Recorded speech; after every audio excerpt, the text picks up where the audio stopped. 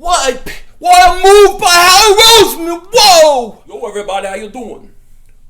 So I don't know if there's a lot of history buffs out there, but I wanted to do this video anyways. Recently, the 91 Eagles defense was ranked number 1.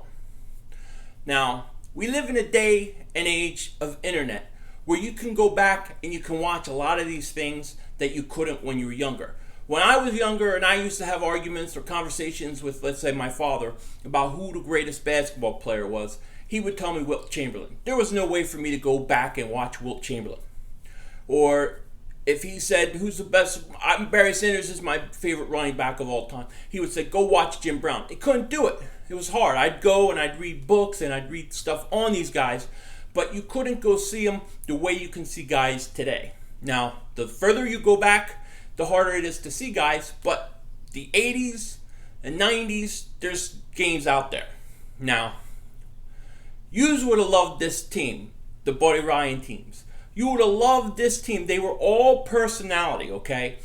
They were the type of team where Buddy Ryan was playing, when he coached and you played, you were going to war for Buddy. Buddy would go to Chicago in a playoff game. He would drive around, beeping the horn, make sure that everybody knew they were in town. He would not shake hands with other coaches because he didn't see the need after a game. It was war. And he would run off the field, and people used to get pissed off. But this team was full of personality. I mean, they even did their own rap song like the 85 Bears did with their Super Bowl shuffle. The Eagles did The Buddy's Watching You. And it was like kind of corny, but it was only the greatest rap song ever. It was awesome, man. It was awesome. You know, they used to wear black shoes and get fined because they refused to wear their white shoes, which was, I guess, in compliance with the NFL. So they just wanted to wear black shoes. They would wear black shoes and pay the fine. It was great. They were full of personality, which leads me to my thought about Randall Cunningham. If I looked at every quarterback the Eagles have had since Ron Jaworski, and if I had to pick one guy to start a franchise with, it would be Randall Cunningham. Now, Donovan McNabb is the greatest Eagles franchise quarterback, I guess, if you look at it from statistically speaking, from wins and going to championship games and going to Super Bowls, all that kind of stuff. He's also the biggest choker in franchise history, losing all those championship games, losing all those Super Bowls. So, you take your pick and how you want to look at it. But to me, Randall Cunningham, when he came around in the NFL, there was nothing like him. There was nothing like him in a time when they didn't, throw as much as they do with McNabb or Vick, those time periods. Cunningham goes out one year, he throws 30 touchdowns, like 3,400 yards, 13 interceptions, and he rushes for 942 yards the same year.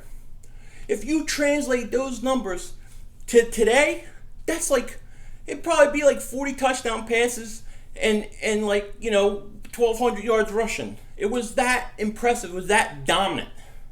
Okay? And to me, this is why Cunningham will get into the Hall of Fame one day, because he changed the position.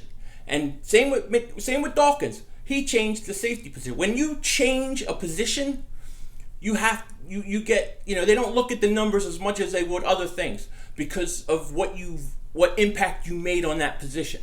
So, if you put Randall Cunningham with Andy Reid, okay, because Cunningham he didn't have a running back. He didn't have an offensive line. If you put Cunningham with Andy Reid in those days, you have 3 Super Bowls and one of the greatest quarterbacks of all time, okay? Now, I like Michael Vick, but Michael Vick is no Randall Cunningham. I'm sorry for all you youngins that think he's no Randall.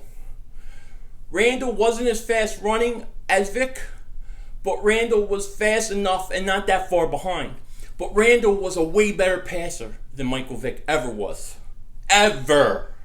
Okay? I like Vick. I love Vick. I love McNabb. McNabb, statistically, is the top guy. I won't dispute that. But if I was starting a franchise tomorrow, an Eagles franchise, and I have Andy Reid, you give me Randall Cunningham. No running game, no offensive line.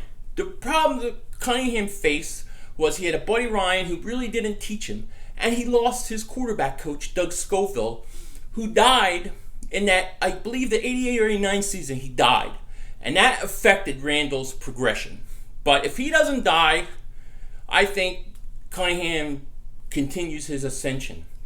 And then you had stupid coaches like Rich Kotite, But to me, Randall Cunningham is the most impressive I remember any Eagles quarterback. Donovan was the most successful, but he also had the most success around him.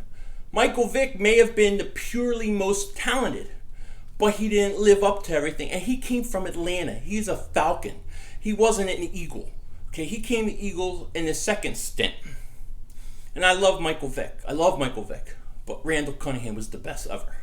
So, if I had to start a franchise, it'd be Randall Cunningham, not McNabb, and not Michael Vick. And Carson Wentz, he's only been in 1 year. He has no right to be in the conversation. So forget him. Cunningham, number one on my list. Take care. Talk to you later. And don't be a dingbat.